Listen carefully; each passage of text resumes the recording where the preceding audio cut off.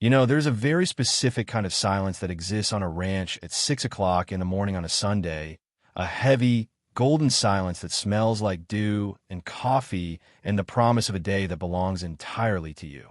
It's the kind of peace people pay thousands of dollars to find on vacation. But for me, it was just home. At least it was until exactly 6:42 a.m. when the world exploded.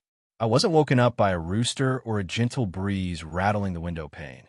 I was shocked into consciousness by the mechanical scream of a high-performance ATV engine tearing through the atmosphere right outside my bedroom wall, followed by the sickening crunch of gravel being sprayed against my siding like buckshot. I shot out of bed, heart hammering against my ribs, already knowing exactly who it was before my feet even hit the floorboards, because this wasn't a one-time emergency or a lost traveler. This was Brenda.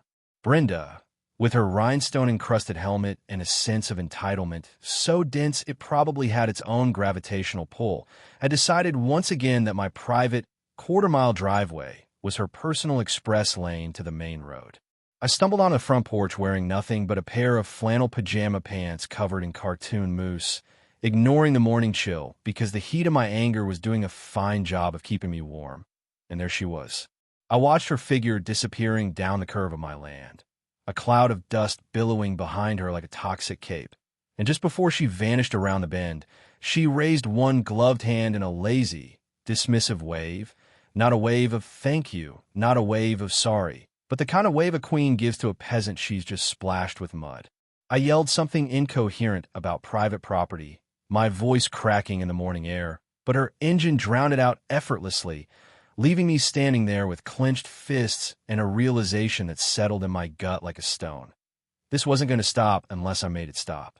See, this had been going on for 38 days.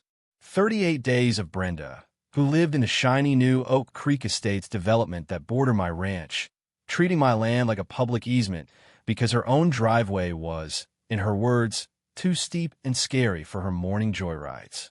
She had actually argued with me the week prior, standing by my mailbox with her hands on her hips, claiming that because my driveway connected to a county road, it was morally, if not legally, public property, and that a gentleman wouldn't mind sharing his dirt with a lady in a hurry. I went back inside, poured a cup of coffee that I was too wired to drink, and stared out at the pasture where my herd of 50 cattle was grazing, completely unbothered by the human drama unfolding nearby. That's when it hit me, a thought so simple and yet so diabolically perfect that I actually started laughing in my empty kitchen. Brenda treated my driveway like a racetrack because it looked like a racetrack. It was wide, flat, and open, but what if it wasn't a road anymore? What if legally and physically it became something else entirely? I looked at my cows, specifically at Big Bertha, a 1,200-pound Hereford with a stare that could curdle milk and a stubborn streak wider than the Rio Grande, and I realized that Brenda wasn't fighting a man anymore. She was about to go to war with agriculture. I grabbed my keys, drove to the hardware store, and bought a stack of livestock crossing signs, heavy-gauge wire, and 4 sturdy-gate hinges, deciding right then and there that my driveway was about to become a cow pasture that just happened to have some gravel underneath it. By noon, I had the plan in motion. I printed out a formal notice, laminated it, and hammered it onto a wooden stake right in the center of the driveway. The text reading, Private Property, Active Livestock Zone, NO Trespassing, bold black letters on a white background that you would have to be legally blind to miss. I spent the rest of the afternoon reinforcing the perimeter fence, not to keep people out, but to funnel my cows in. I was tightening the last wire on the western fence line when I heard it again, that high-pitched, angry whine of a 2-stroke engine approaching from the subdivision. It was late afternoon.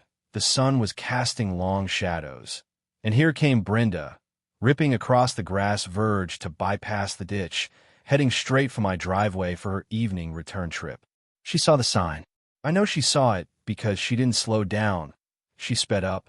She swerved her bright red ATV at the last second, spraying a wave of dirt over my freshly polished boots, and clipped the edge of the sign with her rear tire, snapping the wood stake with a loud crack that sounded like a gunshot. She killed the engine about 50 feet away, sliding to a halt and flipping her visor up to reveal eyes that were narrowed into slits of pure annoyance. "You're creating a hazard," she screamed, her voice shrill enough to startle a crow off the telephone line. You can't put obstacles in the middle of a thoroughfare. I could have crashed. I walked over, picking up the splintered remains of my sign, and tried to keep my voice level, though the urge to scream was clawing at my throat. Brenda, I said, this isn't a thoroughfare. It's a driveway. It's my driveway, and you are trespassing again. She let out a laugh that was sharp and humorless. Oh, get over yourself. My HOA bylaws clearly state that adjacent easements are to be accessible for community flow and emergency egress. You are blocking a community resource. I stared at her, genuinely marveling at the mental gymnastics required to believe that a homeowners association in a subdivision I didn't live in somehow had jurisdiction over a ranch that had been in my family since 1950. Your HOA has about as much power here as a Blockbuster video membership card, I told her. This is private agricultural land. If you come back, I'm calling the sheriff. Brenda rolled her eyes so hard I thought she might pull a muscle. Call them, she sneered. I'll tell them you blocked a woman's only safe route home. See who they believe. And with that, she fired up her engine, revving it aggressively until a cloud of blue smoke enveloped us both, and tore off toward the main road, kicking up a final insult of gravel in her wake. I watched her go, dusting off my shirt, and realized that diplomacy was dead. She had killed it. And honestly, I was relieved, because now I didn't have to be nice. I walked into the barn, grabbed a bucket of grain, and looked at Big Bertha and the rest of the herd. Ladies, I said, shaking the bucket, tomorrow morning, we're having breakfast on the go. The next morning, I was up before the sun. The sky was a bruised purple, transitioning to a soft orange, and the air was crisp. I worked quickly, setting up a temporary electric wire, not hot enough to hurt, just enough to guide, along the edges of the driveway, effectively turning the gravel strip into a chute. Then I opened the main paddock gate and rattled the grain bucket. 50 cows are surprisingly quiet when they walk, a soft, rhythmic thudding of hooves. But when they stop, they become an immovable wall of beef. I lured them right into the middle of the driveway, specifically the narrowest point between two large oak trees, and poured the grain in long, winding piles directly on the gravel. Then, I turned on the hose and created a massive, glorious mud slick right at the entrance, a mixture of water, dirt, and fresh cow manure that was slicker than ice and smelled like justice. I didn't have to wait long. At 6:45 a.m., the sound of the ATV pierced the morning air.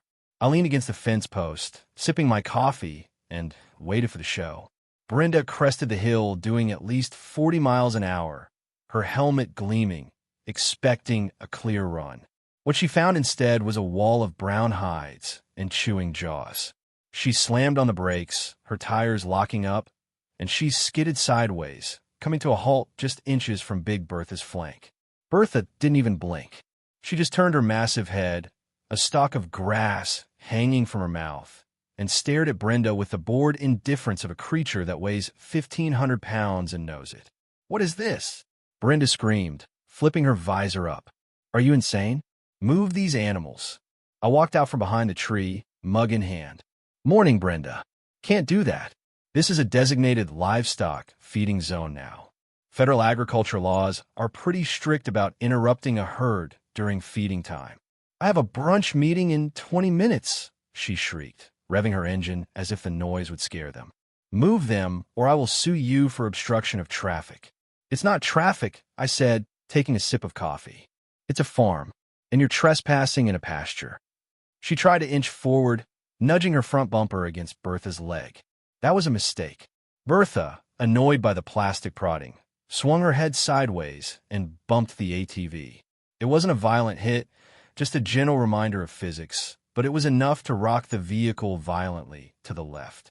Brenda screamed, clutching the handlebars like she was holding onto a life raft in a hurricane, her face draining of all color. They're attacking me, she yelled. You trained them to kill me. They're eating breakfast, Brenda, I called out. But if you keep poking them, they might decide you're a predator. I wouldn't risk it. She looked at the mud, looked at the cows, looked at me, and finally, for the first time in 38 days, she realized she couldn't win this round. She screamed a profanity that made the cows pause their chewing, spun the ATV around, getting her rear tires stuck momentarily in the manure mud I prepared, and peeled out back toward her subdivision, her pristine white riding boots now speckled with brown sludge. I smiled, patted Bertha on the neck, and called the sheriff's non-emergency line to file a formal trespassing report, attaching the video I had just filmed on my phone. But I knew Brenda. I knew her type. This wasn't a victory. It was just the opening shot. She wouldn't take this lying down. She would regroup, she would escalate, and she would come back harder. And I was right. The next day, she didn't come alone. I was out checking the fence line when I heard the roar again. Not one engine, but three. I looked up to see Brenda leading a phalanx of ATVs. Flanking her were two others, a younger guy in a sleeveless shirt who looked like he'd rather be playing video games, and a woman with a clipboard strapped to her handlebars. They bypassed the main driveway entrance, cutting across a strip of public utility grass to enter my land from the side, effectively flanking the herd. They pulled up in a V formation like a budget biker gang. Brenda killed her engine and pointed a finger at me. "I brought witnesses," she announced triumphantly. "This is Susan from the HOA Safety Committee, and she is here to document your illegal blockade." Susan, the clipboard lady, adjusted her glasses and started scribbling furiously. "Sir," she said, using a tone usually reserved for unruly toddlers, "we are noting that you are creating a hostile environment for community transit. This is a violation of neighborhood cohesion." I laughed. I couldn't help it. Neighborhood cohesion? Susan, look at where you're standing. You're standing in a cow pie, on private property. Susan looked down, gasped, and lifted her foot. Sure enough, she had parked right in a fresh pile. "This is irrelevant," Brenda shouted. "We are establishing a precedent of usage. If we ride through here enough times, it becomes a public right-of-way. My lawyer told me that." "Your lawyer is an idiot," I said, "and you're about to meet someone who actually knows the law." As if on cue, a dust cloud appeared on the main road. It was a sheriff's cruiser. Deputy Miller pulled into the driveway, dodging the cows with practiced ease, and stepped out. He was a man who looked like he had seen everything and was tired of all of it. Brenda's face lit up. "Finally, officer, arrest this man. He is trapping us with dangerous beasts." Deputy Miller looked at the cows, looked at the ATVs, and then walked over to me. "Jack," he nodded, "got your video yesterday. Is this the woman?" "That's her," I said. "And her friends." Miller turned to Brenda. "Ma'am, get off the vehicle." "Excuse me." Brenda sputtered. "I am the victim here." "You are trespassing," Miller said, pulling out his notepad. "I have video evidence of you ignoring posted signs. I have a statement from the landowner. And now I have you and your friends joyriding in a livestock pasture." "But the HOA..." Susan started. "The HOA stops at the property line." Miller cut her off, his voice hard. "This isn't a debate club. Ma'am, here is your citation for criminal trespass. If I have to come back out here, I'm impounding the ATVs, and you're going for a ride in the back of my car." He handed Brenda a yellow slip of paper.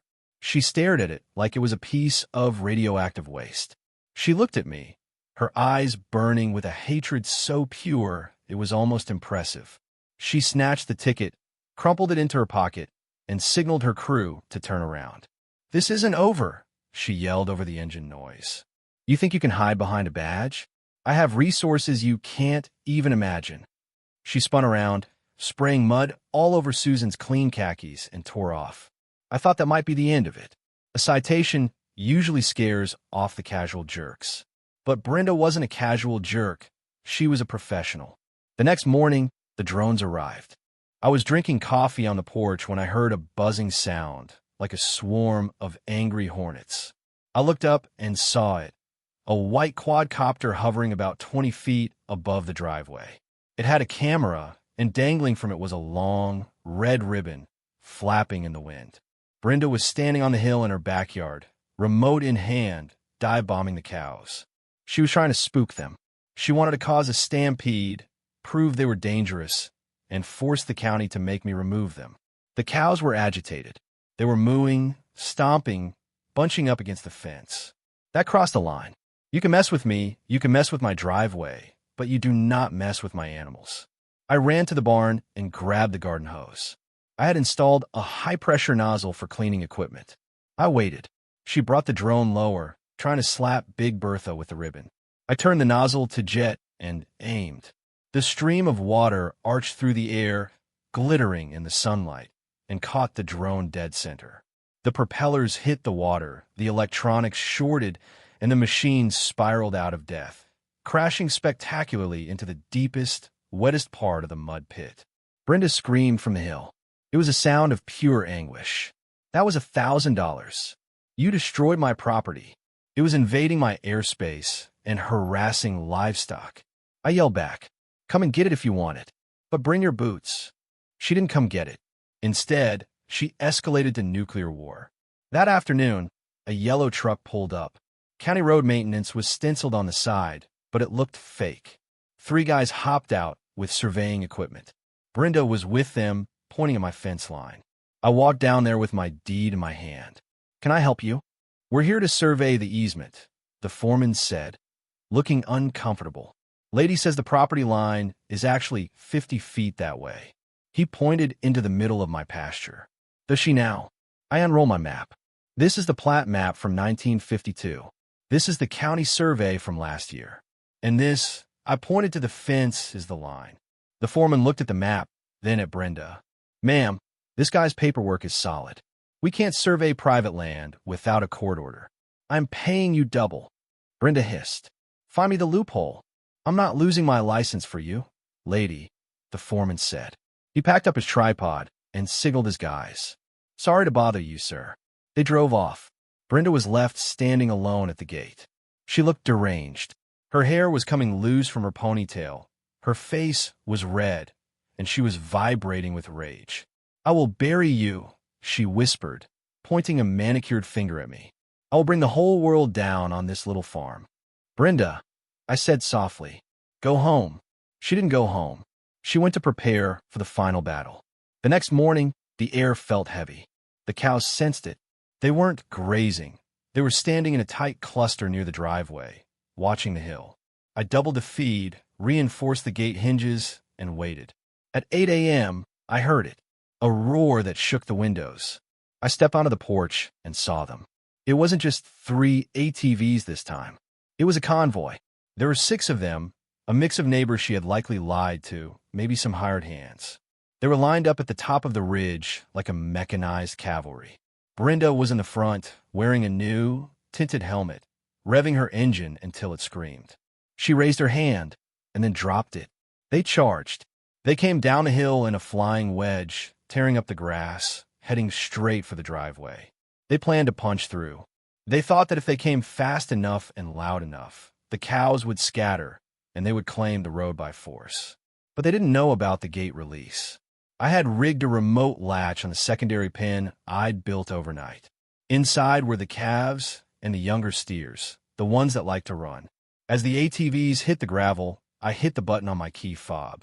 The side gate swung open. 20 energetic, curious, and heavy young cattle spilled out onto the driveway, filling the gap instantly. The ATV convoy slammed on their brakes.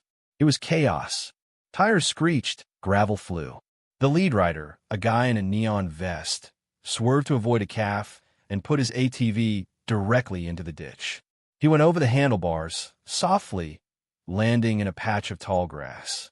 Brenda tried to brake, but she hit the mud slick, the glorious, manure-filled trap I had been cultivating for days. Her ATV spun 180 degrees, sliding backward, and sank up to the axles in the muck. The engine sputtered and died. The rest of the riders collided with each other in a slow-motion pileup of plastic and metal. Nobody was hurt, but they were trapped. And then the cows closed in. They weren't attacking. They were just curious. They surrounded the ATVs, sniffing the helmets, licking the plastic, mooing in the faces of these suburban invaders.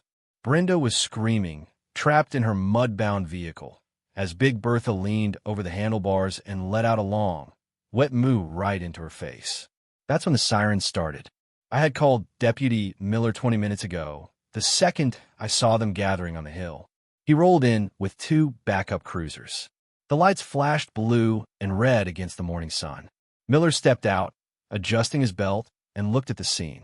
He looked at the ATVs stuck in the mud. He looked at the cows licking the trespassers.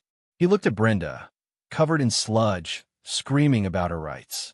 He walked over to the mud pit. "Brenda," he said, his voice carrying over the mooing, "you have the right to remain silent. I suggest you start using it." They had to use the winch on the patrol car to pull her ATV out. They handcuffed her right there in the driveway. The other riders were given citations and a stern lecture about following crazy people into felonies. As they walked Brenda to the patrol car, her boots squelching with every step, she looked at me. The entitlement was gone. The rage was gone. She just looked tired, defeated, and very, very messy. "Why?" she asked, her voice cracking. "It was just a driveway." "No," I said, leaning on a fence post next to Bertha. "It was my home, and you never asked. You just took." She lowered her head and got into the back of the cruiser. The aftermath was quiet. The legal system moves slow, but it moves heavy. Brenda pled guilty to criminal trespass, harassment, and reckless endangerment. She had to pay fines, pay for the damage to my land, and sell her ATV. Rumor has it she moved out of Oak Creek Estates about 3 months later. I guess the shame of being defeated by a herd of Herefords was too much to bear. I eventually took down the extra fences. I let the mud dry up, but I left the livestock crossing sign up. It's full of bullet holes now, metaphorical ones, and it serves as a reminder. People in town still talk about it. They call it the Battle of Bovine Ridge. Sometimes, when I'm in the feed store, someone will buy me a coffee and ask if the legend is true.